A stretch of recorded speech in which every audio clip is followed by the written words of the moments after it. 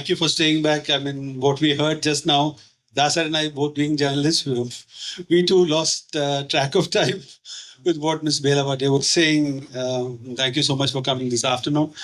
I've actually heard a lot about Dasar, not because of him, but because of his daughter. As the introductory note was made, I work for The Week, and his daughter was the sole designer in a room full of men. So, being a father of two daughters, I take my hat off literally and figuratively to you. Thank you for sending Maya to do that. And today we are here to discuss his book, Cochin, Fame and Fables. As the title goes, exclusively about Kochi. And as the clock is ticking, I'll put the questions to you quickly. Please. There are about 6 pages of notes in there before the index, which shows the amount of research that you've done in the birth of the book. As a person who has taken so much work, as a journalist, we almost report what happens directly, and we have our sources. And when we come to the book, what could you tell us about what happened before the birth of the book, the work that went into the book? Well, it was a very tough task in the sense it's not so much the non-availability of information or documents as the accessibility to them. No. Not merely, I'm not suggesting government regulations or government, that is only one aspect of it. That generally, those who have got the documents or those who have got, they know of what has been happening here. They don't seem to be very ready to cooperate with you and help you out of all this. But there are enough places still where old documents are available, information is available. But then one has to go through old labyrinthine rules and regulations. I was mentioning to him one classic example of getting access to the archives in Ernakulam, which is a real treasure house in terms of information and documents. But when I went there to get permission to use that, I was told to go to Trivandrum, present myself before the authorities there with all my horoscope and all other rigmarole, and then after being interviewed, pay some money and get a pass and then come back here. So when I asked them why these regulations have been kept in place, they say it's for security reasons. I don't know what is the kind of insecurity that got automatically involved if one person is around. But later, people like me and half a dozen others who had the same experience, we were made representatives to the government. I'm told that recently they have changed the rules and regulations. The second problem is wherever there are authentic documents, authentic information, they're very badly kept. Whether it's the archives or whether it's the libraries of institutions or organizations, they're very badly kept.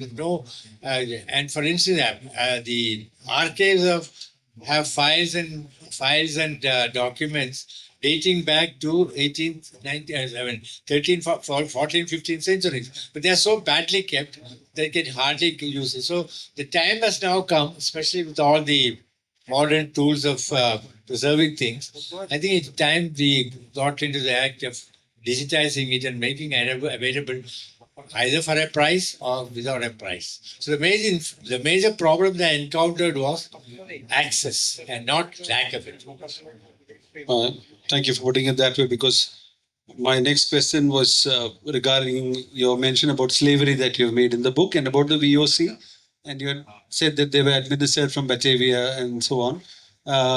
I think about last Kuchi Muziris Benali or the one before that, I forget the artist's name. The person had done an artwork where costumes were hung up by the waterfront where they had names of the slaves and their age and where they went from and so on. That is available in Amsterdam. As you said, it's available there, but it's not available here. So my question was about, we know a lot about slavery as the cross-slavery trade from Africa to the US, but we don't know much about the trade that went out of Kerala. What are your thoughts about it? It's a very interesting question, especially in the context of what Madam Bala had just narrated, how slavery still exists, bonded labor exists in various parts of India. Yes, I was not very aware of the existence of slavery as massively as I later found out in Cochin. When I started inquiring into it and read about it, I was told by many old historians, it was the first of African, the Portuguese who brought them. On the way to India, they were not very sure about the availability of labor, availability of help, or whatever. So, for reasons of getting into the work and getting the work done, that was the beginning of the import of slaves. And they had especially Turitan Island. That island, they were all settled there. And after the Portuguese, that came. And that just started. At a certain stage, when the Cochin government found that it was a lucrative business to make money, the government also started recruiting slaves. And it was left to a very dynamic, imaginative visionary like Shankaracharya, who saw the whole tragedy of happening, that he was the first person to decide at the expense of losing revenue and declared all the slaves in Cochin state free. This was in around 1842, 43, before he died in 1847. At that time, the state government had 15,000 slaves on their payroll. Not to talk about the Dutch and the Portuguese and all the English that maintained it. And it was a regular source of revenue. But Shankaracharya at the same time decided that it was time that we remove this inhuman policy and program, and it declared, I think, much before any other Western nation thought of it. This is the state of Cochin that had yes, Cochin. I don't know about whether it existed in Travancore, but here there was absolute slavery at a given time, and it was abolished by Shankaracharya. Coming back to record keeping, we also mentioned institutions in Kochi, like the Port Trust and other things, which are also repositories of old documents and so on. How is their attitude to a historian approach? The Port Trust was not very cooperative. In the sense, they had to go through a rigmarole of rules and regulations before they allowed us in or part with any information. But there is one institution in Kochi, which again is a treasure house, and which is very free to anybody to go and read it. That's the Cochin Chamber of Commerce and Industry, which was set up, as you all know, it was set up in 1857 along with Calcutta, Bombay and Madras. They have kept all the documents, their own annual reports, right from 1957 to 2040. So that was, to be very frank, Cochin Chamber of Commerce and Industry was a major source of information on a variety of subjects, especially the post-Portuguese time, when they came to exist. And that was the time when actually industrialization and modernization of Kochi really took off. So that was a major source of information. Yes. And one passing mention, I live quite close to the Kerala Museum, and you made a passing mention of Mr. P. Madhavan Nair and and so on. Do you think there is a fall in philanthropy in Kochi? I mean, people who have set up trade in Kochi, who benefited from the commerce in the city, have not contributed as much to the cultural space in the city. I mean, to a great extent, I agree with you, but I think things are changing now. For instance, I was so closely associated with the Manorama Foundation for nearly a decade or more. One of the things that we have always found the problem was funding. Whatever corpus that Manorama had left behind wasn't enough to sustain it, not only sustain it, but to improve upon it. So that, and the footfalls was very limited, except the college students. And for another reason it was not located properly.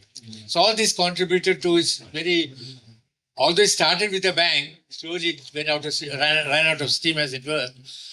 But now things are changing. A lot of corporates have come forward to fund their activities.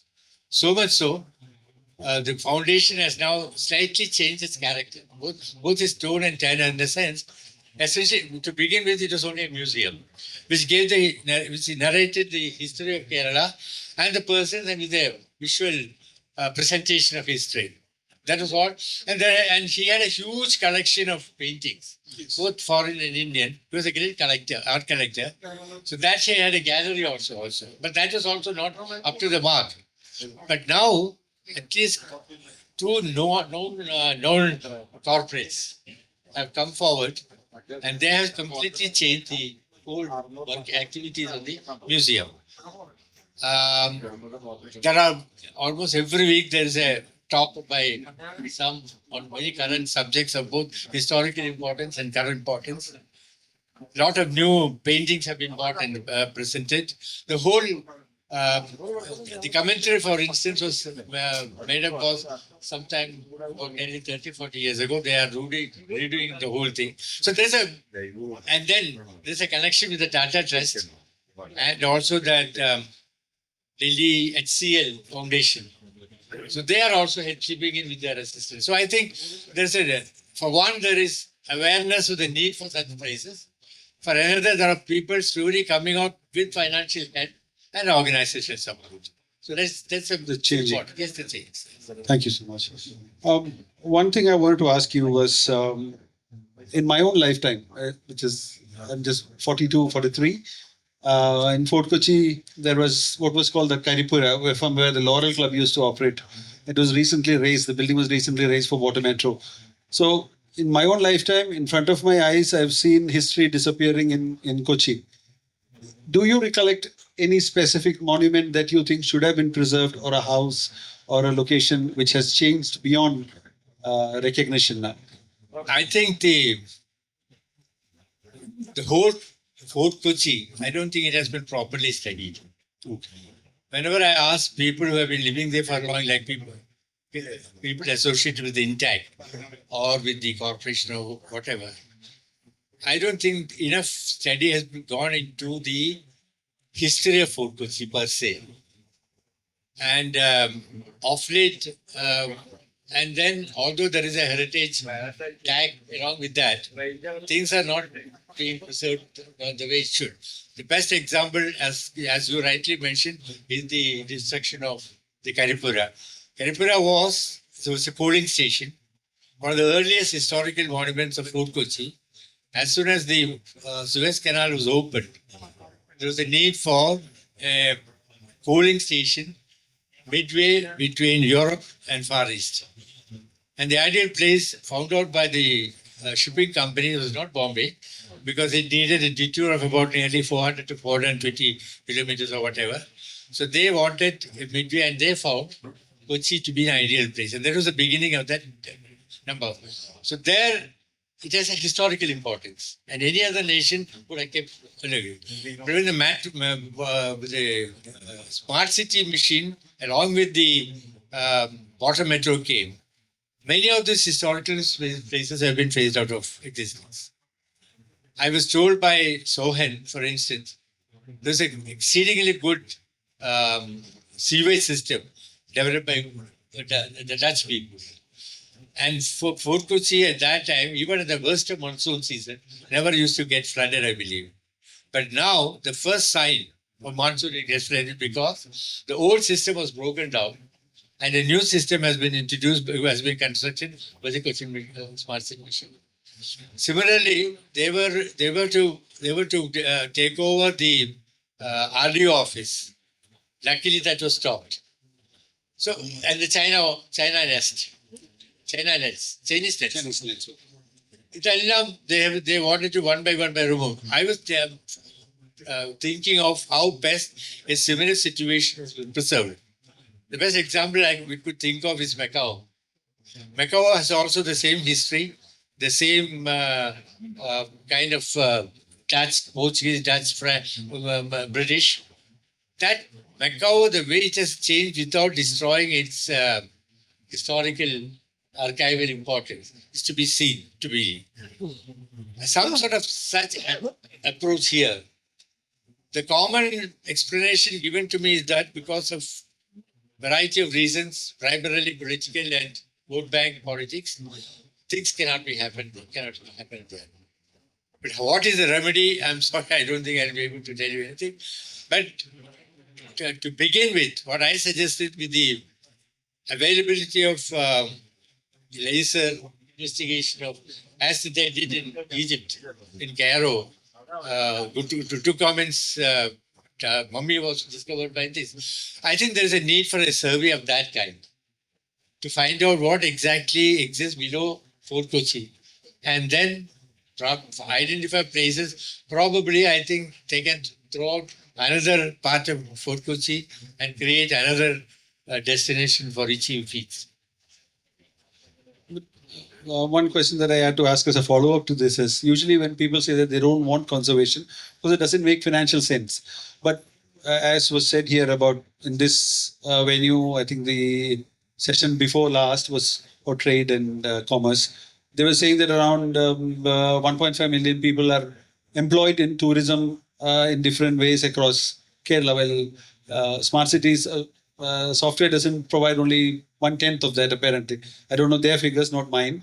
But so it surely makes sense to preserve this. Then why do you think it is not preserved? And I'm not questioning the wisdom of going in for service sector or in tourism. Yes. It does absorb. But given the increasing unemployment among the educated, and as you know, nearly 30% of the unemployed in Kerala now is the age group of 15 to 34. So that is a very crucial period in one's life. And if you have that much, say, a segment of society which is frustrated, what could be the fallout you can only imagine about it. So there are, I certainly agree with the general policy of not going for manufacturing sector. Certainly, it doesn't, for one, our fragile ecology, scarcity of land, and even sometimes skills also. It's good. But then we should go in for areas where we have the skills, we have the inputs, and we have a market. Like, for instance, pharma, agro-based industries. Pharma and agro-based, between the two, can turn around the economy of Kerala. And we have a market for it. So we don't have to track all the way to the north or east. We have a ready market for most of things. And then pharma. An emerging area is hospitality, which includes healthcare. So post pandemic, there is an awareness for health concerns. And there, I think we can step in and invest enormously to produce things, the wherewithal to ensure our record of health. Primary health, not only primary health, any aspect of health. I think these are the three areas which I find out. Now, people tell me about the lack of ability. And one example I can show is nearly 750 acres of land across backwaters at Wellington Port, Wellington Island, is lying vacant. Once the entire port activity was shifted to Manorama, that Wellington Island is a ghost town. And if you go there, it's a pathetic sight to see. When I checked up, 750 acres are valuable. Why not convert it? Now they are talking in terms of developing into a tourist destination by starting casinos and resorts. I think a more viable, imaginative, beneficial project will be going in for, and industries like agro industries and pharma with a port, modern state-of-art port nearby. So this is an area where they should be tapping to if they are talking in terms of non-availability of land.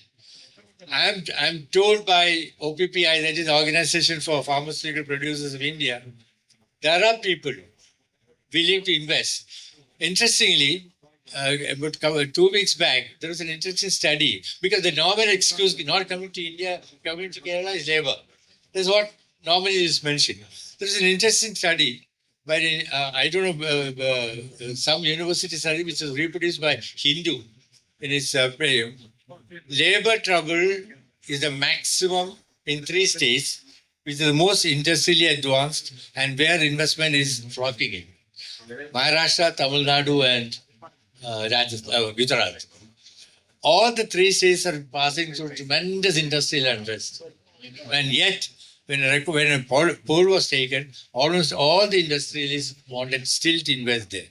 Reasons being seen that they know how to tackle the labor, but the other facilities which are readily available there may not be available elsewhere.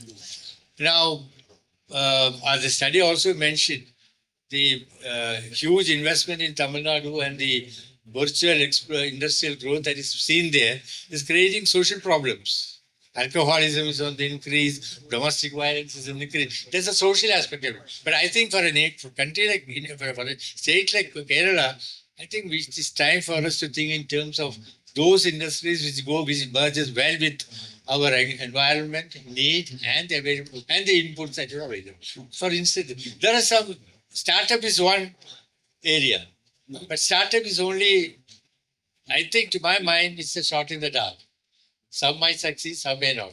IT can't compensate, but these are areas like pharma, the three sectors which I have mentioned, gives you enough investment opportunities, making use of the skills available. I think one of the most, I was very happy when BMW withdrew from Cochin, from Kerala. BMW would have been a disaster because we have neither the skill, nor the price, nor the requirement of the project like that. And then again, many of the manufacturing units which are flocking to Tamil Nadu, they are all not labor intensive. Most of them are controlled by robots. So we need labor intensive, not much of capital intensive industries. And these are the three areas which I could think of, and which I think many of the planners are also. Can I gently bring you back to the book? I think we have last two questions. Okay. One thing is, just because you mentioned labor, on page 153, you mentioned that in the 1920s, Kochi had chlorinated water and creches in places where women were working. British companies. Yeah. Do you think that we could not keep it up, or our labor conditions are perhaps better? I think there is a tremendous improvement in labor conditions. I had not said that aspect of it. There is labor in it. But my own feeling is that labor movement being what it is in Kerala, I think the labor and the unions are competent enough to fight for their rights and get them done. So that's not a problem. Yes. The problem is, to my mind, and always been, I have a theory saying that labor is more city against than city. I think it has to the extent, I think there was a management failure and wrong management responses to labor problems. There is a tremendous amount of change even there. So once that is being formalized and institutionalized, I think it will be. My last question is a whimsical question. There's nothing, no right or wrong answer to it. The Portuguese came to Kochi, the French came, the English came, the Moors came in different ways, the Yemenis came. Why do you think the French never came? French did come. Did come, but not in a big way. By the time the British had already established here, they could give only up to Maine. I know, but Kochi, I meant. Yeah. And if I'm not mistaken, the the Napoleon France-British battle. Okay. So they were those who came at a time when they were ruling the country, ruling over the sea and their own country. Portuguese first, Dutch, and then the British. French, I don't know. Madhavan may be able to tell us. Has never been a great justice power. And I think that's why I said it's a whimsical. There's no answer to it. But just an interesting bit. That's all.